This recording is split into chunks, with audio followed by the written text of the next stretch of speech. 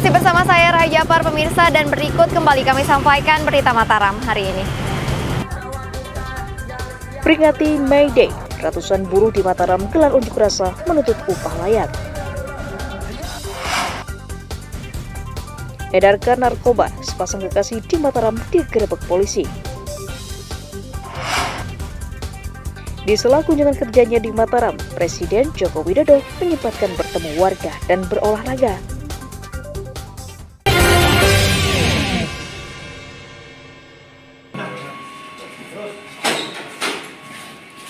Pria bernama Tono, 41 tahun, diringkus warga Otak Desa Kecamatan Ampenan karena mencuri motor warga.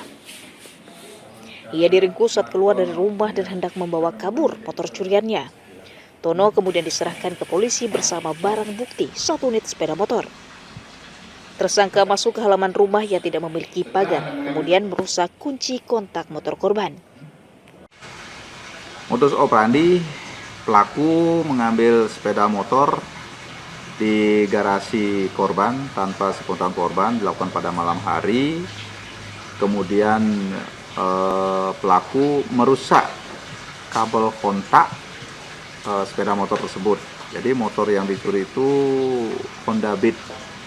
Jadi pada saat melakukan aksi, korban ini kepergok warga. Pada saat hari tersebut kepergok warga, kemudian dilaporkan ke Polsek. Tersangka mengaku mencuri dalam kondisi mabuk minuman keras. Apa alasannya sudah ngambil motor? Nggak mungkin, apa alasannya? Apakah ingin memiliki atau ingin mencari keuntungan untuk menjual atau bagaimana? Pasti ada alasan, nggak mungkin.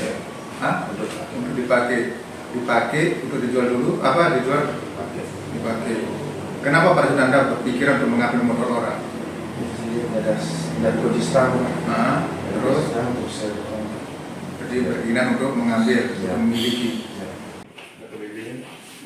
Atas ulahnya tersangka dijerat pasal 363 KUHP tentang pencurian dengan ancaman hukuman 7 tahun penjara. Awaludin melaporkan dari kota Mataram.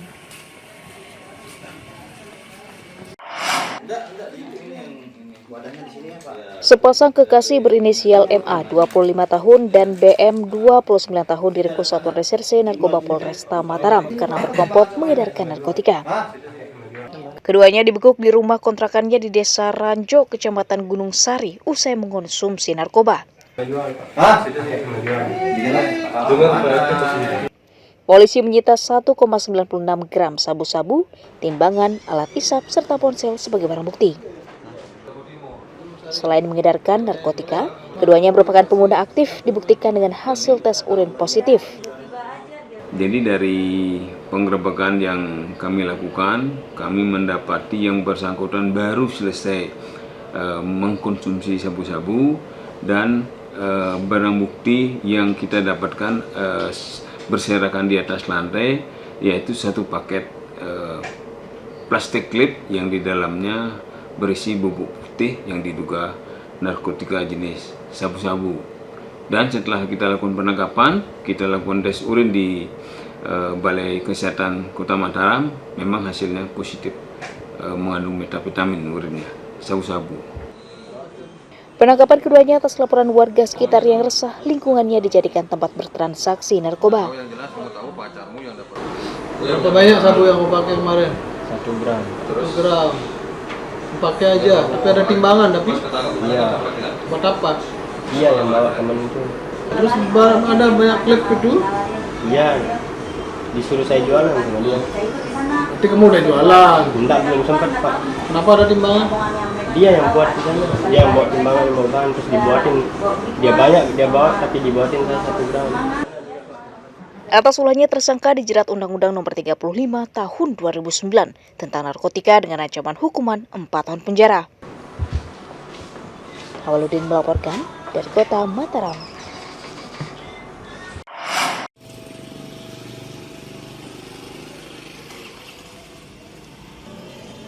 Penambahan masa jabatan kepala desa menjadi 8 tahun belum akan ditetapkan oleh pemerintah daerah meski sudah disahkan oleh DPR RI bulan Maret lalu.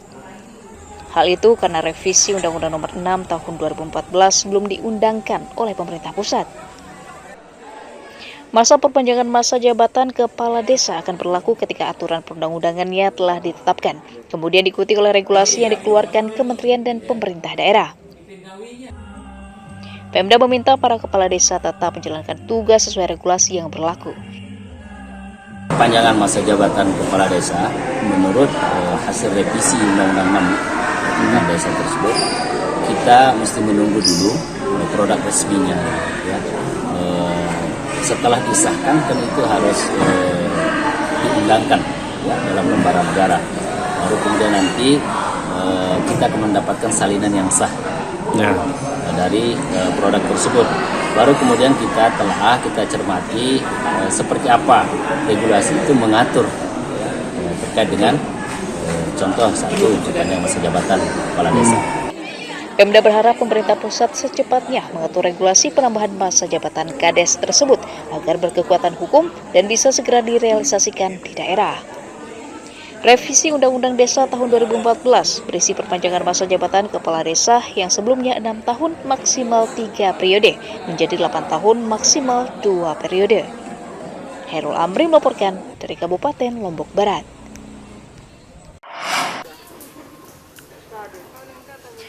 Badan Pendapatan Daerah Kabupaten Lombok Timur mengonfirmasi tingginya tunggakan pajak bumi bangunan yang belum tertagih pada tahun 2023 lalu. Bapenda mencatat total yang tertagih mencapai 112 miliar rupiah dari target 285 miliar rupiah. Sisanya akan ditagih pada tahun 2024 dengan mengatur skema penagihan yang lebih efektif. Pemda akan meningkatkan koordinasi dengan penagih pajak agar seluruh tunggakan lunas pada akhir tahun. Terkait dengan pajak-pajak yang sedang kita progres, termasuk yang masih dalam tunggakan ini, khusus untuk pajak PBB. Pajak PBB ini kita masih penunggakan memang masih tinggi, ada belasan miliar. Nah, yang belasan miliar ini, sisanya yang 40% ini yang segera kami koordinasikan dengan semua kecamatan di 21 kecamatan yang ada di Lombok Timur ini untuk segera kita mendistribusikan SPPT ke para wajib pajak. Tunggakan pajak bumi bangunan membengkak karena belum pulihnya ekonomi masyarakat sejak terdampak pandemi 3 tahun lalu. Muhtadun melaporkan dari Kabupaten Lombok Timur.